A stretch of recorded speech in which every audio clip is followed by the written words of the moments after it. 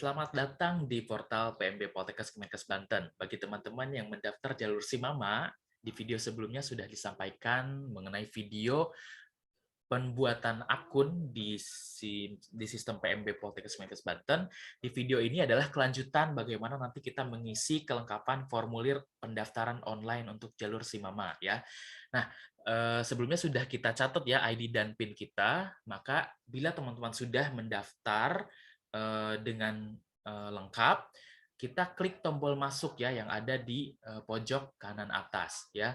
Kalau misalnya teman-teman sudah keburu keluar misalnya ke halaman utama, ini pun bisa teman-teman masuk dari halaman utama ya, tampilannya tetap sama seperti ini. Jadi tinggal klik tombol masuk, kemudian kita masukkan ID pendaftar yang sudah diperoleh tadi ya. Sebentar, kita coba isikan tadi yang sudah berhasil daftar ya.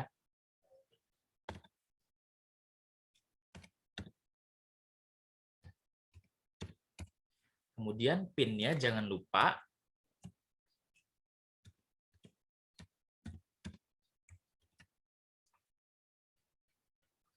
Kemudian klik login. Nah, pada saat muncul halaman ini ya, di sini ada pengisian data diri kembali ya. Selamat datang, nama Anda nanti akan muncul di sini. Nah, ini ada langkah pendaftarannya ada 6.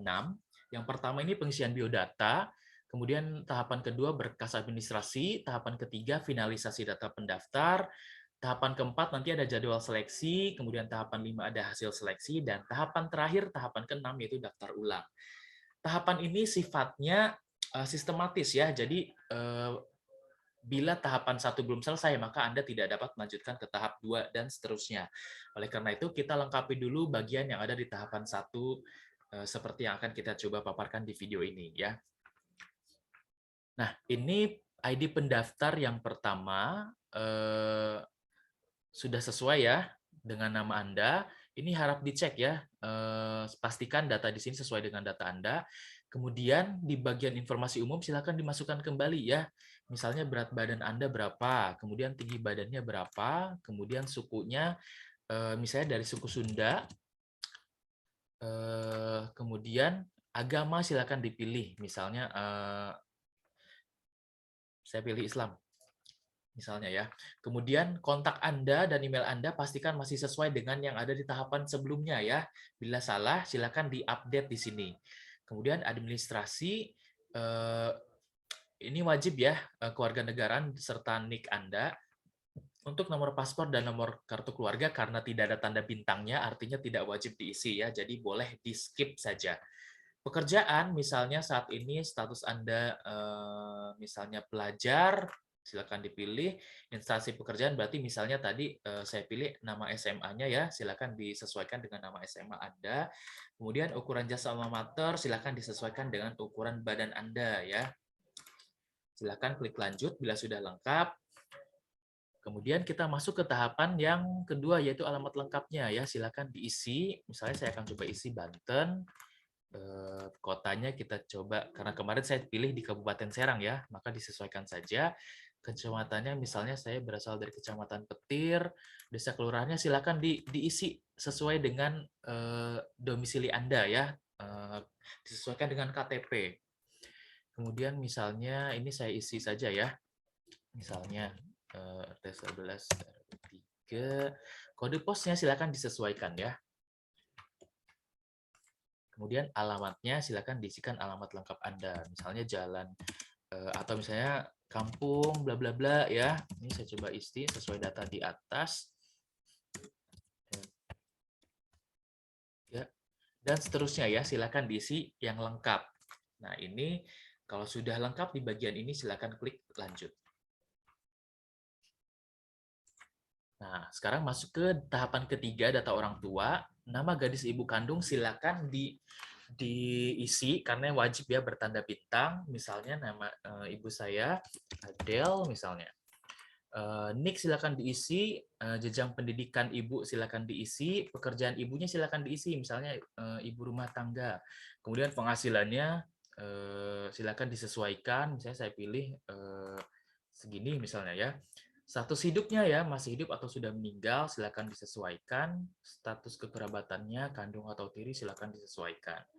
Alamatnya silakan diisi dengan lengkap seperti tadi ya. Kemudian tempat lahir ibu Anda, tanggal lahir ibu Anda, nomor telepon, dan alamat emailnya. Kalau tidak punya email, masukkan email Anda saja, tidak apa-apa ya. Nomor telepon orang tua, nomor telepon ibu wajib diisi ya.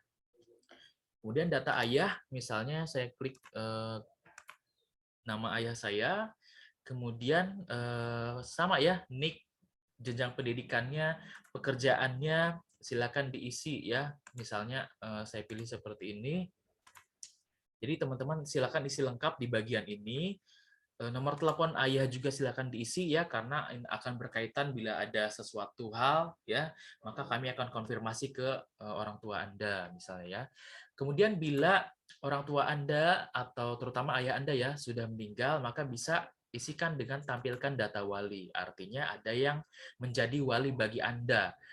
Apabila tidak ada wali, silakan centangnya dihapus saja ya, tidak apa-apa. Cukup data ibu dan data ayah saja ya. Bila sudah lengkap, silakan klik lanjut.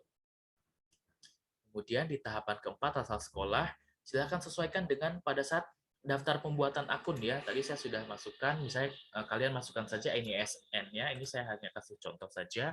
Tahun lulus Anda wajib diisi.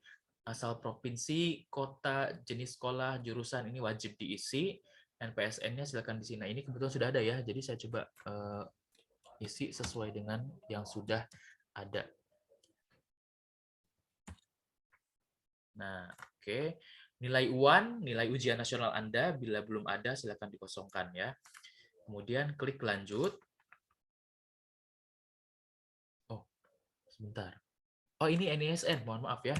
NISN berbeda dengan NPSN ya. NISN, ya saya coba isi ini saja ya. Oke, saya klik lanjut. Nah, ini kan tadi kita sudah pilih di awal pembuatan akun, prodinya sudah dipilih ya. Jadi di sini di tahapan terakhir tidak akan bisa diganti ya, karena kita sudah pilih di tahapan awal tadi.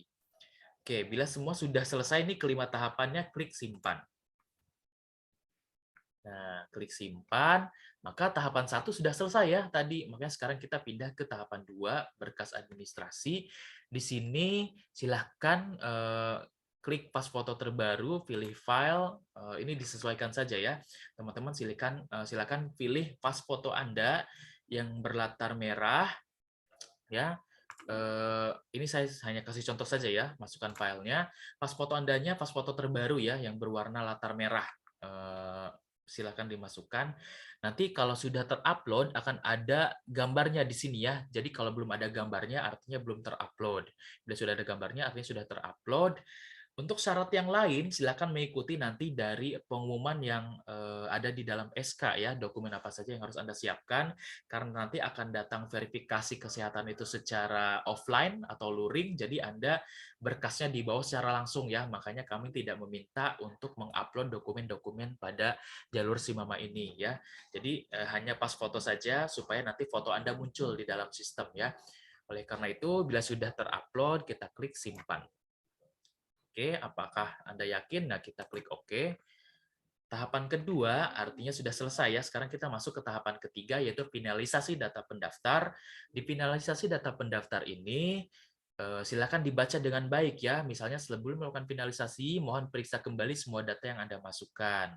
Artinya kalau ada tahapan yang sekiranya tidak lengkap atau salah, Anda boleh balik lagi ke tahapan 1 atau tahapan 2 ya. Silakan diedit kembali.